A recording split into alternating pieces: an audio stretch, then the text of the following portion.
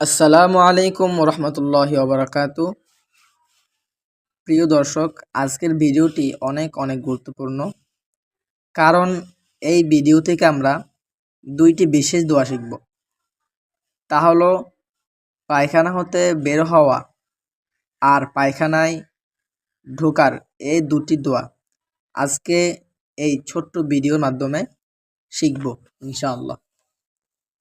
দর্শক, পায়খানায় যাওয়ার আদব হলো আগে দোয়াটি পড়বেন, তারপর বাম পা দিয়ে ঢোকা, বের হওয়ার সময় ডান পা দিয়ে, বের হওয়ার পর নিম্নোক্ত দোয়াটি পড়া।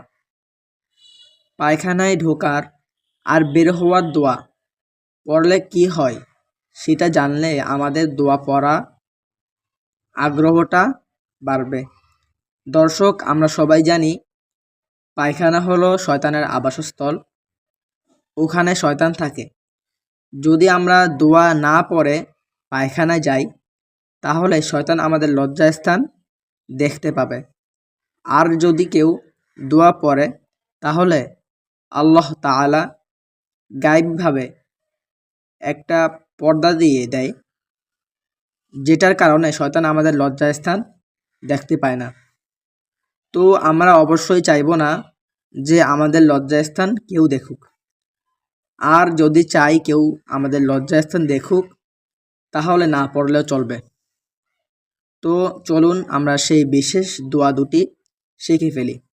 পায়খানায় যাওয়ার সময় নিম্নের দোয়াটি পড়তে হয়। আল্লাহুম্মা ইন্নী আউযু বিকা মিনাল খুবুসি ওয়াল খবাইস।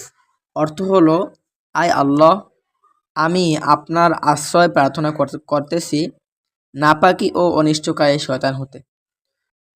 দর্শক, যদি আমরা পায়খানায় যাওয়ার আগে নাপাকি ও অনিষ্টকারী শয়তান হতে আল্লাহর কাছে আশ্রয় চাই, তাহলে ইনশাআল্লাহ আল্লাহ আমাদের নাপাকি ও অনিষ্টকারী শয়তান হতে আশ্রয় দিবেন।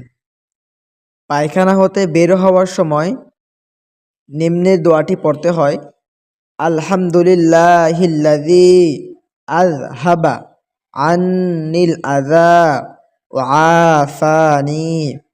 অর্থ, সমস্ত প্রশংসা বিশ্ব প্রতিপালক আল্লাহ পাকের জন্য, যিনি আমাদের কষ্টদায়ক বস্তুকে আমাদের নিকট হইতে দূরীভূত করেছেন এবং আমাকে সুখ দান করেছেন।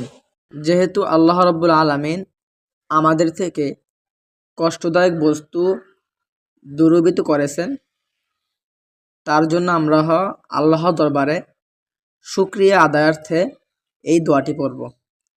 দর্শক, হালাল খাবার খেলেও আবর্জনা হয়ে বের হয়ে যায়, আবার হারাম খেলেও সেটাও বের হয়ে যায়। কিন্তু খাবার বের হয়ে গেলেও এর প্রভাব আপনার রক্ত ও মাংসে থেকে যায়।